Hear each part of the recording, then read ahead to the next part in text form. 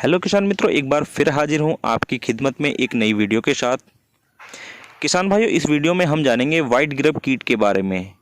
किसान भाइयों, वीडियो को शुरू करने से पहले मेरा आपसे निवेदन है कि आप अगर चैनल पर पहली बार आए हैं तो चैनल को सब्सक्राइब करें, साथ ही वीडियो को अपने किसान भाइयों के साथ शेयर करें। जैसा कि दोस्तों आप सब जानते होंगे, खेत की जुताई करते वक्त ज़मीन के अंदर से सफ़ेद रंग के एक कीट बाहर आ जाता है, जिसकी एक अलग ही गिंडार जैसी संरचना होती है। ये वाइट ग्रब की लार्वा अवस्था होती है जो हमारी फसल को अत्यधिक नुकसान पहुंचाती है। किसान भाइयों, अगर हम इससे होने वाले नुकसान की बात करें तो ये ज़्यादातर फसल की जड़ खा जाती है और फसल को भारी नुकसान इससे होता है।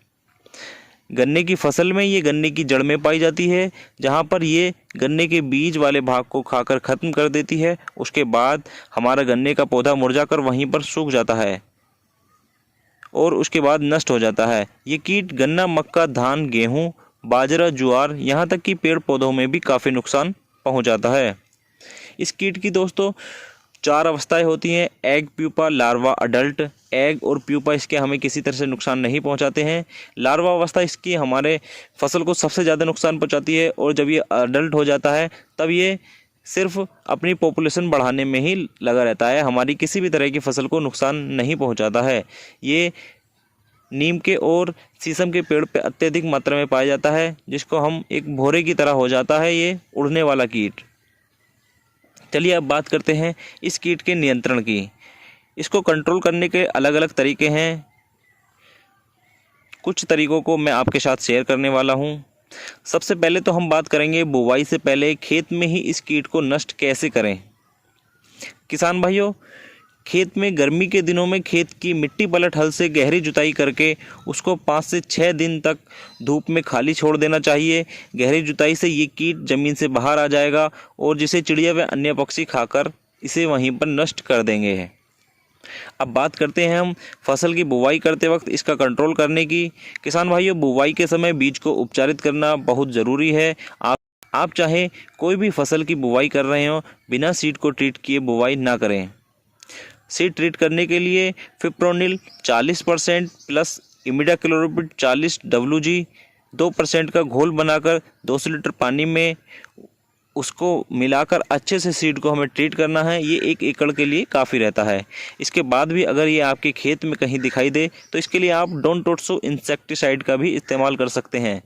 किसान मित्रों, डोनटोत्सु इंसेक्टिसाइड स्पेशल वाइट ग्रब के कंट्रोल के लिए ही बनाया गया है, जिसका बहुत अच्छा रिजल्ट है। आप भी अपने खेत में इसका इस्तेमाल करके देख सकते हैं, या फिर आप थायोमोक्साम 30 FS 500 ml प्रति एकड़ की दर से मिट्टी या यूरिया में मिलाकर अपने खेत में छिड़काव कर सकते हैं। मिट्टी या यूरिया की आप इतनी मात्रा लें जितनी आप 1 एकड़ खेत में अच्छे से छिड़काव कर सकें। आप कोई भी दीमक या गिंडार वाला इंसेक्टिसाइड का इस्तेमाल इस कीट के लिए भी कर सकते हैं। चलिए एक और सस्ता और बिना किसी तरह के नुकसान करने वाले कंट्रोल की हम बात कर लेते हैं। इस विधि में आप खेत में 5 से 7 मीटर की दूरी पर 1 फीट के गड्ढे बनाकर उनमें नीम की खली डालकर 2 या 3 दिन के लिए छोड़ देते हैं। उसके बाद आप इन खड्डों में इस कीट को इकट्ठा पाएंगे, क्योंकि ये कीट नीम की खली की गंध को बहुत पसंद करता है और नीम की गंध को सूंघकर उसमें आकर एकत्रित हो जाते हैं। आप गड्ढों में इसे निकालकर कहीं दूसरे स्थान पर ले जाकर नष्ट कर सकते हैं। किसान भाइयों, उम्मीद करता हूं आप इस कीट का नियंत्रण अच्छे से समझ गए होंगे। अगर कोई परेशानी आए तो आप मुझे कमेंट कर सकते हैं। दोस्तों, मिलते हैं एक नई वीडियो के साथ इसी तरह की महत्वपूर्ण जानकारी के साथ। तब तक आप वीडियो को शेयर कीजिए और चैनल को सब्सक्राइब करके बेल वाला बटन ज़रूर दबा दें, जिससे आने वाली नई वीडियो का नोटिफिकेशन आपको सबसे पहले मिल जाए। धन्यवाद।